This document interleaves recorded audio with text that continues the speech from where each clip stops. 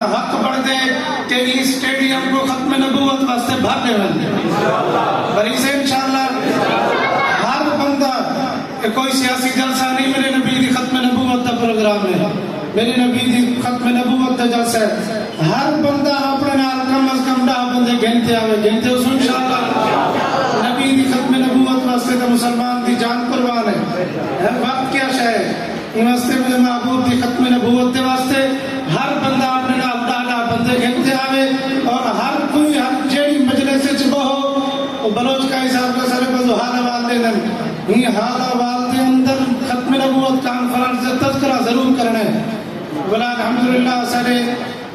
حضرت مولانا ابو بکر درخواستی صاحب دعوت برکاتہ علی اہلیہ ولا ساری والد محترمہ انہیں حضرات نے بھی مشورہ کیتے کہ بنات خواتین دے اندر بھی ختم نبوت دے معاملے کو جاگر کیتا بنے، انہیں کوئی ختم نبوت دے مسائل دسے بنے،